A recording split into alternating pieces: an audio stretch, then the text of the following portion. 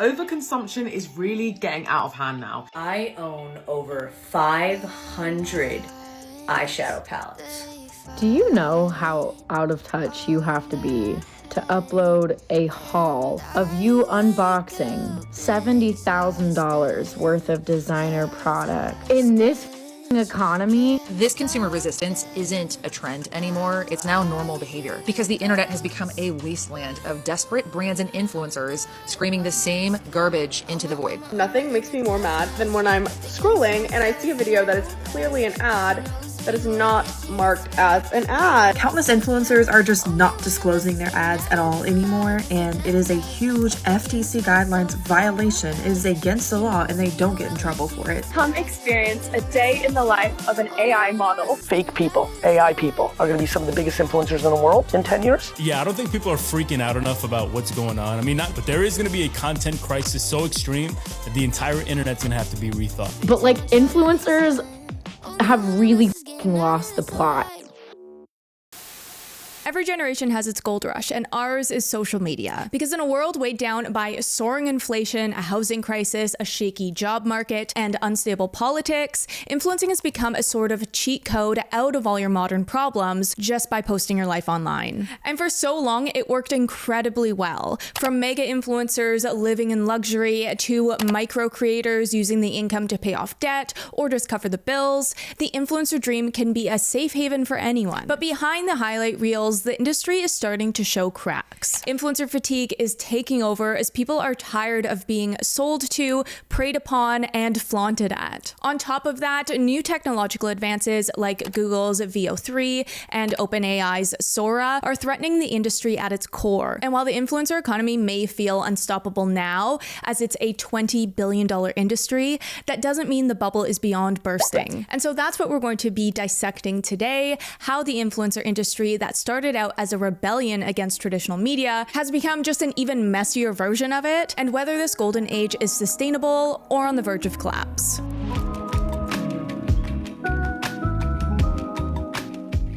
One thing about the influencer industry that has only gotten worse as social media has taken over our lives is the outrageous amount of consumerism. The worst offender of all, in my opinion, being the PR epidemic. Because now, every time you scroll your phone, you're bound to stumble upon a level of consumption so extreme that it borders on rage bait. Often these influencers even wait for packages to pile up enough so that when they go to do the unboxing, it's so over the top that it sparks outrage, which only pushes the content further in the algorithm. Because the spectacle of excess gets attention. And this goes for hauls as well, because how many people actually find a $100,000 designer haul useful? Pretty much no one. But you know what it is good for? Making people angry about how much money you wasted, getting them to comment their rage and or stitching it, and further increasing your reach on the platform. Any attention is good attention in the influencer world. But going back to PR, the thing is, it shouldn't be normal for people to be sent thousands of packages from brands for free in hopes that they get a few seconds of airtime. But that's what we're dealing with here. I have no idea what's in any of these. 2 months worth of PR packages means 4 days of unboxing. Thankfully, there has been some pushback though, as most viewers are against this type of advertising. I have a confession. We have another one. I may be a lipstick hoarder. Attached, like there's literally dust on these. I am happy to be the one who sticks my neck out and says that influencers are causing a huge problem with the amount of overconsumption that they do, the amount of PR that they accept, and the amount of stuff that they flog to us to buy. And it's stuff that it's not their favourites, it's not stuff that they love, it's not stuff that they use themselves because they just get sent so much. And rightfully so, because these brands shouldn't be sending packages to rich influencers who can afford these products outright. But unfortunately, that is not how it works. Brands don't care about sending products to the less fortunate when PR is the cheapest way to get on influencers' feeds and therefore into your eyes, as their rates for paid collaborations on TikTok are in the thousands. The other reason I don't think PR unboxings are going anywhere despite people not liking them is because it is aspirational for young people chasing the influencer dream. As we know, for most of Gen Z and Gen Alpha, becoming an influencer is their top career goal. So even though we don't like the unboxings, the possibility of making it big keeps them subconsciously supportive of it. After all, if you think you can get in on the free stuff, then why wouldn't you support it? If I could give any advice to micro-influencers or smaller creators, embrace what I call the free shit era. I would say when I had like 20 to 30,000 followers, I wasn't making money off of posting on TikTok, but I was getting a lot of free stuff. But this is only one small slice of the whoever consumes the most wins niche on social media, where it's pay-to-play content creation. When your job is to get the most attention possible on the internet, then it's inevitable that people will keep pushing the limits to get more eyes. And the reality of this is just whoever wastes the most gets the most payout. I was laid off about 2 months ago from my full-time job, and in the meantime, I've been doing as much social media stuff as possible. I'm very grateful that like I kind of have this as a backup, but the bulk of my content is like outfit videos and lifestyle stuff, which now I've tried to do a little bit more of the lifestyle stuff because, to be honest, it just costs me less money. It sounds so stupid, but the amount of pressure that I feel to like constantly buy new things in order to stay relevant is actually crazy. But it didn't start like this. It's grown over time into the beast it is today. Like, imagine showing someone in 2010 what influencer hauls look like today. They would be shook, to say the least. Because the influencer origin story is one of humble beginnings, with the OG YouTubers posting videos just for fun as a hobby and then growing into careers later. The hauls were never these massive store buyout level shows, rather just a girl who went to the mall with her friends and bought a few things. And honestly, it makes me so sad to think how far we've fallen, I guess, or changed. And yes, some of the families in these videos were well off, meaning they could afford more clothes than maybe your average person, but it was still, for the most part, just middle-class families sharing their lives as regular people. Even Christmas hauls, which were the most outrageous of them all, weren't that crazy compared to today. It's been a slow build of always out-purchasing each other and commodifying all that exists, no matter what the cost is. And so objects have become almost meaningless and as disposable as junk mail arriving in your mailbox every morning. That's how we've ended up with influencers flaunting their 50 Stanley Cups or the drawers and drawers of unused makeup. Because that's aspirational, right? We watch these shows because we aspire to be like those we see. And not just to be, but to have the same things and to waste the same things. To treat personal belongings like they don't really matter, like they can be trashed without a second thought. We too want to be wasteful, to be excessive, to seem like we can live a life of glamour and luxury, free from the apparent drudgeries of work, free from the disappointments of our daily lives, free of the cares and anxieties that characterize the necessity of working to be paid. The potential of excess of money appears as that which fulfills the desire to be free of obligation to others, and perhaps paradoxically, to be free of the requirements of material possession. This is also one of the main contributors that we're seeing in the trend cycles these days, that everything is moving too quickly for us to even keep up with. There's a paradox in that so many things are trending now that nothing's really trending. Due to the vast consumption online, fashion trends are going in and out of style faster than we can keep up with some trends lasting only up to 6 months at most. Like, remember when Mob Wife was trending in early 2024 as a response to the clean girl aesthetic? But it literally only lasted a month. And because we're moving so quickly through cycles, brands are overproducing clothing items and continuously dropping new collections to keep up with the demand. We see this in the boom of fast fashion companies taking the lead on social media, like Shein, Fashion Nova, and Zara. These companies offer on-trend, cheap clothes that draw in younger, lower-earner people and aren't high enough quality to even make it to the next season, meaning you'll be back to the influencers once again to see what to wear next. It's to the point now that 4-season collections are out and weekly micro collections are in. This is just a part of the culture now. Arms full of bags with more and more clothes, more than anyone can even wear in a year. It's just the standard if you want to be a fashion influencer these days. And the interesting thing about this is that it's not even a waste of money for them to blow so much cash on clothes that they'll probably only wear once, because the profit is made from sharing it with their audience, and it more than covers the bill. And this is one of the main reasons that there is such a disconnect between influencers and their audience these days, is that the character of an influencer has evolved so far beyond its viewer. As I see see it, the whole point of an influencer is to share a life that feels a part of the same reality we all experience, so their trends, choices, or advice feels relevant to your own life. And that's whether it's relatable content or aspirational. They don't have to be living in the same tax bracket as you, but in the same context. Because content from the same social and cultural reality as their followers allows the experience to resonate with them and feel actionable. That's what the original draw was, right? Because before the world of social media, we only got scripted characters from TV or manufactured versions of celebrities as our aspiration. The influencer was a revolution in the media world as it was someone real, living the same experience as you. But the shift now isn't just that influencers are super wealthy and flashy, but that they live by a different set of rules and therefore are no different than us just watching the fictional life of Rachel from Friends live in a New York apartment on a waitress's salary. Because the life of an influencer is fully enmeshed with their work, they've stepped outside of the rules that govern the rest of society, as the equation of how their life functions plays out on a different field than that of the viewer. As much as we want these big influencers to be just like us, and however much they cosplay as the regular person, they aren't. I'd like to know a little bit more about what like a milk carton costs. Because only influencers can say that buying clothes isn't an expense, but an investment. When you choose to buy a jacket, it's for your wardrobe. When an influencer buys a jacket, it's an affiliate opportunity, a haul feature, or an attraction for a sponsorship. You choose an apartment based on where you can afford to live and what you need to live close to. An influencer chooses based on what would make for good content. Viewers book trips for a vacation, obviously, and a chance to relax. Influencers do them either as a way to monetize personal experiences with travel vlogs, or based on whatever brand will pay their entire way. Meaning their incentives to buy are completely distorted and don't translate to our own lives or our motives. That's the part that makes us feel so disconnected from influencers these days, because it's not even a world you can participate in unless you're also an influencer or deep in credit card debt. And honestly, I don't see things stopping anytime soon, because as much as we say we dislike the overconsumption, we can't look away. There's an appeal to peering into the lives of the rich and famous, and that's all this is. It's interesting to see someone blow your entire year's salary in one shopping trip. And as we've seen, even a recession can't stop the influencers because, like I said,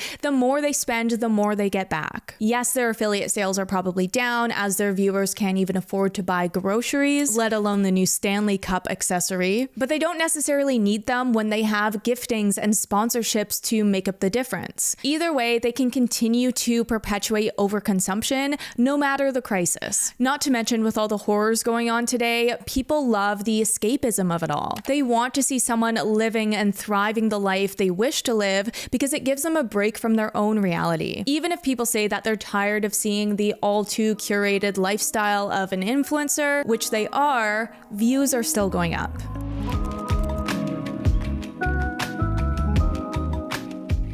The next piece of this influencer bubble puzzle may be the most dystopian of them all, and of course I'm talking about the new player in the game, AI influencers. Now, we have had digital influencers for a while now, the most notable being Michaela, a CGI generated model who came onto the scene in 2016 as a 19-year-old Brazilian American living in LA, and has gained a lot of attention as she blurred the line between reality and digital life. But over the past few years, we've seen more and more AI influencers pop up with modest success as they're caught between public fascination and AI pushback. There are a few AI influencers that have taken off, like Emma, I think is how you say her name, an Instagram influencer with almost 400,000 followers, and she can command thousands of dollars from brands in exchange for promoting their products to her audience. And while previously you could obviously tell when an influencer was AI, with the recent progress in VO3 and Sora, it's actually getting really scary. To quote this article title, OpenAI's Sora 2 is an unholy abomination. Because some of these influencers are so realistic that their videos, I hate to say it, look real. And then just last week when Sora came out, we saw this nightmare expand with the Jake Paul makeup tutorial trend, which first of all, is hilarious, but second of all, super Black Mirror. Long gone are the days of the Will Smith spaghetti videos. We are in enemy territory now where you have to question everything. Like, you know it's gone too far when you look at all the comments and it's a 50-50 split of whether people think it's actually Jake Paul. And same, like, it's so hard to tell. And the implications of this in the influencer world specifically include not even knowing if your favorite influencer will one day just up and leave and opt for using their AI avatar instead. I need you all to see something horrifying, actually. How to access your partner's Instagram without ever touching their phone. Go to the site below and now that is one handsome young man. Charming, eloquent, charitable, clearly, dare I say, breedable. But I'll tell you what he's not. Me. It's not me, beloved. That is an AI deepfake of me created entirely without my permission. It really opens up the world of influencers to a place where authenticity has gone to die because an AI persona is literally the opposite of authentic. If we lose real people in front of the camera, then our feeds reduce down to nothing more than watching cartoon infomercials dancing before us. But the question of whether the AI influencers will take over is a tricky one because the appeal of AI influencers is definitely there still. They're endlessly customizable, ensuring consistency with brand messaging. They don't suffer from human unpredictability, reducing scandal risks, and they're scalable, providing flexibility across platforms. They also don't need sleep or travel time or vacations. So I think the lack of authenticity is weighed out when the brands see how much they can profit off of this. As said here about Michaela, from a brand perspective, we are able to create a very dynamic storyline. So Michaela can be, for example, in London one day supporting an art gallery opening, and in LA the same day to support a new coffee shop that she really likes, right? I think brands love that she can be anywhere. The question here moving forward is who will win the battle between a viewer pushback against AI versus the opportunists eager to profit from virtual influencers. AI influencers have slightly higher engagement rates, 1.4%, than human influencers, but their follower growth is stagnating, with a 0.4 decline according to in-house research. This suggests that while AI influencers intrigue audiences, their long-term impact remains unclear. AI influencers lack the authenticity and emotional resonance that result in successful influencer campaigns, so we would need to see if they can get accepted by the public for them to flourish, because that's what it's all about, right? Like, who can make the most money? But even still, Michaela, while very obviously digital, has still participated in ad campaigns. So maybe it's not that far off. But then the follow-up question is it even a battle when we won't even know when the AI influencers take over? If they truly become indistinguishable from real creators and authenticity is already dying out in the industry and no one is requiring them to disclose the use of AI, then I don't know if we even stand a chance. But on top of that point, I do think we've already given up on social media as a whole because it's just become another form of traditional media, no different than cable TV. Like, we're getting false personas, false narratives, and ads everywhere we look. How is that any different than cable? Like, social media died long ago, so what are we even losing here? I saw this one creator say that they're actually looking forward to it because then it means that we might be able to give up social media once and for all. This is my naive hope. Tell me if I'm making any sense. Right now we can clock AI. You see it, the edges are blurry, it looks a little goofy, and we can tell. Pretty soon we won't be able to tell. They'll develop it and there'll be no differentiating between what's real and what's fake, and then we're free. We are free.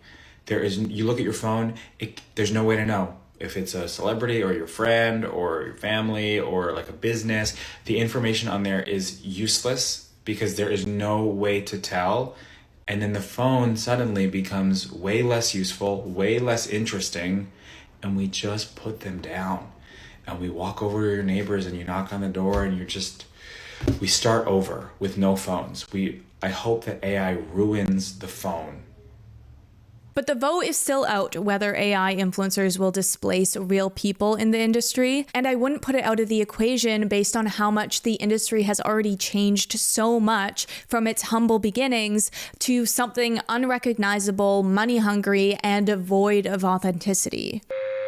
And adjacent to that, with how much AI is advancing, I don't know about you, but it's made me really nervous about how our children are going to navigate the online world. Kids are online earlier than ever, yet few families actually take real steps to protect themselves. In fact, according to a new survey, 80% of Gen Z parents say they're worried their kids will fall for AI-enhanced scams, but over a third of them still give full autonomy online, and 42% of kids aged 3 to 5 have already shared personal data online. With phishing, malware, and fake login pages getting smarter, protecting your family's accounts has never been more important. And that's where today's sponsor comes in, Bitwarden. It's a trusted open source password manager that helps families protect their logins, share passwords securely, and keep their data out of the wrong hands. Bitwarden is cloud-based and cross-platform with a zero-knowledge and end-to-end encryption architecture, which means that even Bitwarden can't see your data. The free plan gives you unlimited passwords across all your devices, plus autofill, secure notes, and strong password generation. And if you want to protect the whole household, the Families plan lets up to 6 people manage and share sensitive information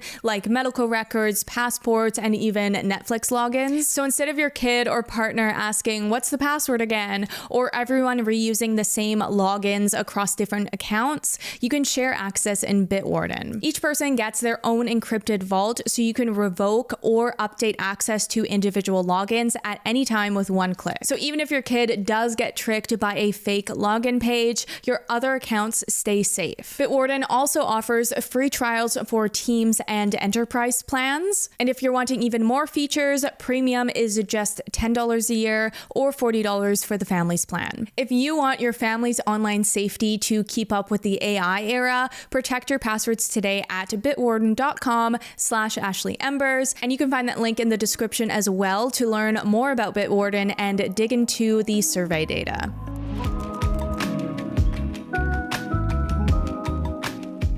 So something I've been wanting to talk about for a long time now, but needed to wait until I got all my thoughts in order, is the epidemic of shady brand deals we're facing in the influencer world now. Now, before I get into it, I know that people have some very strong opinions about sponsorships, and I think that's very valid. Like, no one loves being sold to, but it is just a part of the industry. Yes, I know I'm biased in this because obviously this is my job, but to work full time at this, you do need sponsorships to make a sustainable income, unless you're like Mr. Beast and pulling in like 100 million views a month. So while I do see the irony of bashing influencer sponsorships in a video with a sponsorship, I wouldn't be able to make content without them. So it's just how it has to be. Also, the alternative is me just not addressing these issues that I want to talk about. So I'd rather just be called a hypocrite and get my message across still. With that being said, I do believe that there is an ethical way about going about this, and we're seeing a lot of shady deals these days. To give some context for those who don't know, social media is a bit like the wild, wild west for content creators, in that when they originally started getting paid to promote products, there wasn't any legislation in place to regulate them. So basically, they did whatever they wanted. And that meant most of the time, creators wouldn't say that they got paid to talk about a product because they didn't feel like they had to. Well, that did change eventually when the FTC came in and basically told everyone that if you don't disclose sponsorships in a particular way, you can get fined tens of thousands of dollars. So since then, everything was pretty chill because you always knew when a product was being sold to you. And after I talked about it on Snapchat, a lot of you wanted a discount code, so I teamed up with @selfie-lighting to give you a discount code on this. The thing is, the winds have changed and we aren't seeing as much of this lately. Instead, there's a rising trend of influencers duping their audiences by not even telling them that something's an ad. Like, we fully Uno reversed back to the original days of influencing where nothing was disclosed. However, I think this time is much worse because we already know that it's not cool or legal, but they're still choosing to do it. They're doing something new on podcasts recently, and I'm wondering if anyone else has noticed this because it's making me feel a bit crazy. But you know how when you're watching a TV show and they'll have random product placement, like you'll be watching New Girl and then all of a sudden they're like, "My Ford is so spacious." They're now doing that on podcasts, I'm realizing. Usually podcasts have the ads like interspersed throughout and you know that it's an ad when it comes on. But I noticed on Giggly Squad recently that like every 15 minutes they were mentioning their Dunkin' Donuts refresher drink. They'd be like, I'm about halfway done my Dunkin' Donuts refresher. And then they'd be like, I got the peach mango refresher. What kind did you get? And they were trying to make it sound natural, but it was still like, okay, why are you talking about this so often?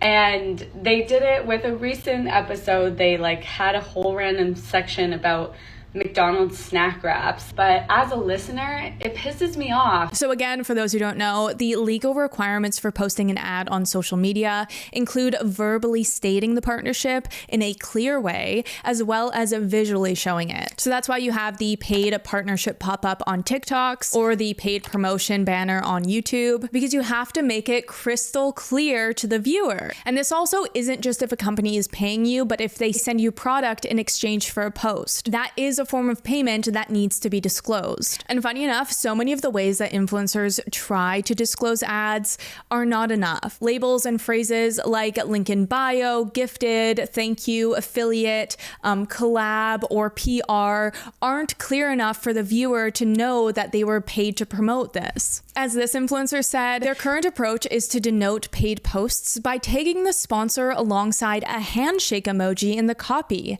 I pitch it to the companies who want it undisclosed. What if we do an emoji? And they're like, that sounds good. And I include that quote partially because it's so funny. Like, can you imagine trying to defend yourself to the FTC saying, but I used the handshake emoji, so obviously we shook on a deal. But because most of the time it's not the influencer trying to be tricky, not that absolves them from responsibility, but because the brands themselves are asking influencers to do this. One very popular brand that is playing this game is Bloom, where they pay creators not just to do an ad without saying it's an ad, but rather telling them to just place the bottle in any video and they'll get paid. I've also been seeing so many AI app ads where people do like this little skit and you think it's all fun and games until the AI plug comes in and you're like, oh my God, I've been duped.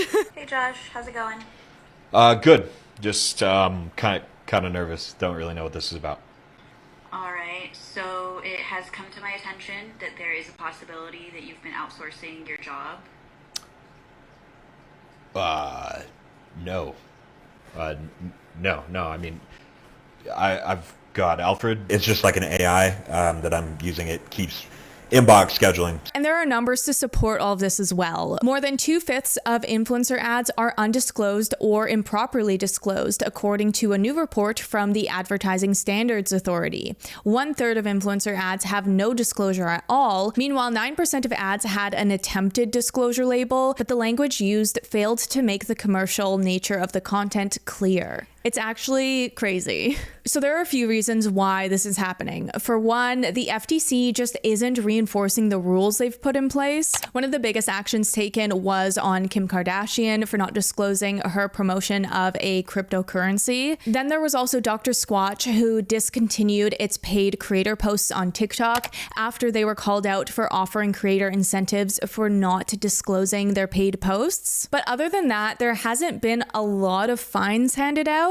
At least not enough to make a dent in the tsunami of secret ads floating around. Regulators around the world have attempted to mandate some forms of disclosure, typically using the hashtags such as #ad to minimize potential consumer confusion about payments involved in the production of online content. However, the enforcement of such disclosure regulation is often limited. In the US, for example, no influencers have been fined for non-disclosure, and only one brand received a small fine. But besides the fact that no one is stopping these companies from doing this, the big push is coming from something else, most likely the recession. While, as mentioned, no recession will stop influencers, it does change the game for them. Because without a doubt, consumer spending is down, and that's affecting the way influencers make money. The big reason why advertisers switched all their spending over to the influencer world in the first place is because of how effective it is. Instead of spending hundreds of thousands of dollars on creating creating and running an ad through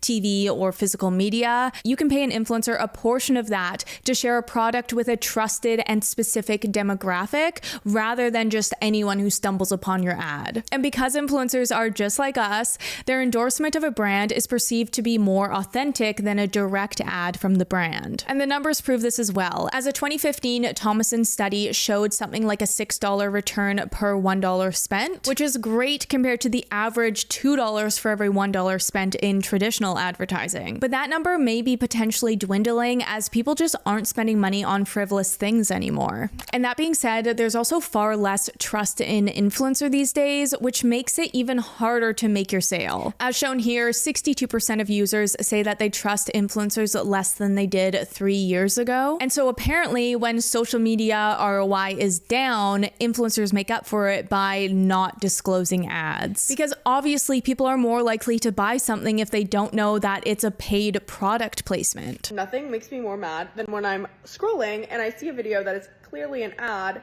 that is not marked as an ad for 2 reasons. One, you legally have to, or else you can get in legal trouble. And 2, companies will be like, wow, this person's ad did so good, let's hire them again. Yeah, because it literally was not marked as an ad in the algorithm. As well, people have speculated that the algorithm pushes down content that uses the paid promotion icon, and so they're even less likely to use it because it doesn't bring good results to bring back to the brand. But here's the thing, sometimes you literally can't tell if something is an ad because it's just someone engaging with a product or putting it in frame. And this is going to cause so many problems in the industry because it's not just that you can't trust influencers' endorsements anymore, but anything they talk about positively because you never know if it's an ad. And on top of that, we also get influencers straight up lying, like Michaela's mascara scandal. If you don't know, in a sponsored post for L'Oreal mascara, she put on false lashes to make the results look better than they were. Super slimy. Point being, while this false advertising may increase profits for influencers in the short term, it ruins the industry for everyone in the long term. Because if influencer trust disappears, companies will pull their money out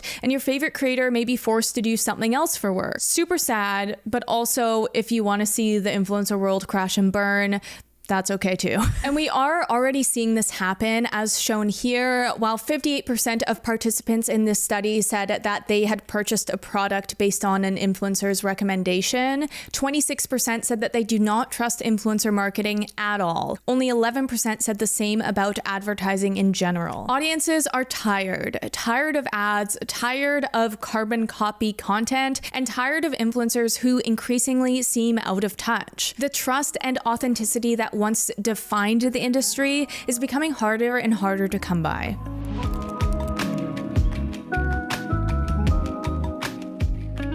Final thoughts. So, is the influencer economy over? Well, I don't think it's necessarily over, but it's due for a correction. I definitely think people will continue to be drawn to smaller creators. They are kind of not a part of this conversation if you couldn't figure that out, because they're the last taste of authenticity on our feeds. But this all rides on whether AI takes over social media or not in the first place. Like I said in the intro, the influencer economy is massive and is only projected to grow. So I don't think it's going anywhere.